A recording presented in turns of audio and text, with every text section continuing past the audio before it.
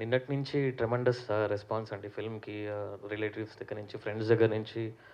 మా mom and dad నిన్న night చూసారు. సో, అదే సార్ తోటి అదే చెప్తుండే. అసలు వాళ్ళు చాలా ఎమోషనల్‌గా ఫీల్ అయ్యారు. అండ్ 20 ఇయర్స్ బ్యాక్ వాళ్ళు ఎక్స్‌పీరియన్స్ చేశారు ఆ గడీ కల్చర్ అదంతా. So, they felt very much related to the concept. And ఆ కాన్సెప్ట్‌లో నుంచి వాళ్ళు వాళ్ళ పెర్ఫార్మన్సెస్ గానీ, దానికి కంప్లీట్‌గా అరెస్ట్ అయ్యి లాస్ట్‌లో అంటే they were very, very emotional.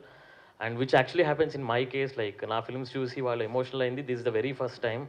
And ఒక హాఫ్ అన్ అవర్ ఏం మాట్లాడలేదు. ఇంటికొచ్చి సరే మ్యూజిక్ బాగుంది అదంతా వాళ్ళు ఎప్పుడు చెప్పేది. అండ్ బట్ దాని తర్వాత మ్యూజిక్ బాగుంది కానీ ఫిల్మ్‌లో అసలు వాళ్ళు చాలా కష్టపడి తీశారు. చాలా బాగుంది. వాళ్ళకి వాళ్ళిద్దరికీ చాలా పెద్ద ఫ్యూచర్ ఉంటుందని మా మాటగా చెప్పు అని వాళ్ళు కన్వే చేయమని చెప్పారు నిన్న.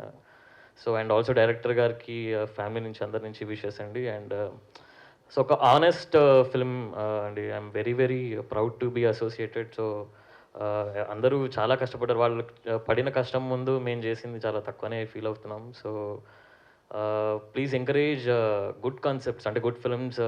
Very rarely we get films like this.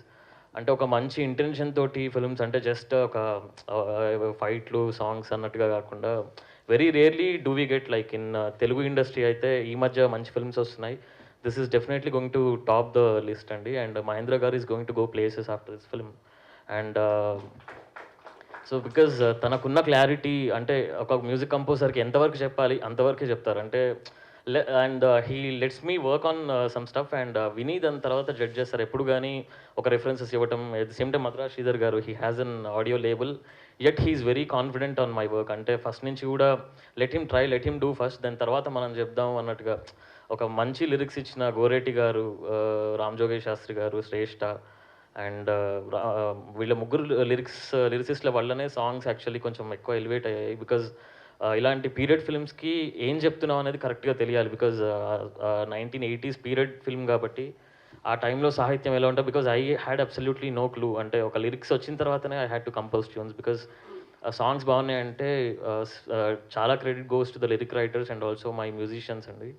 So, Sharath and Siddharth, they gave relentless hours of time with me, working with me throughout background score. And so, ఫిల్మ్‌ని ఎడిట్ చూసిన తర్వాతనే నేను అంటే చూసినప్పుడే అది చాలా పొయెటిక్‌గా ఉండింది. అంటే so many areas were demanding good music. As in వాళ్ళ రియాక్షన్స్ గానీ, విండో సీన్స్ ఐ మీన్ చాలా scenes if I'm spoiling the film. But అదే అంటే చిన్న స్పాయిల్ ఇస్తే మీరు ఇంకా ఎక్సైటెడ్‌గా చూస్తారని ఒక ఫీల్‌లో ఉన్నా.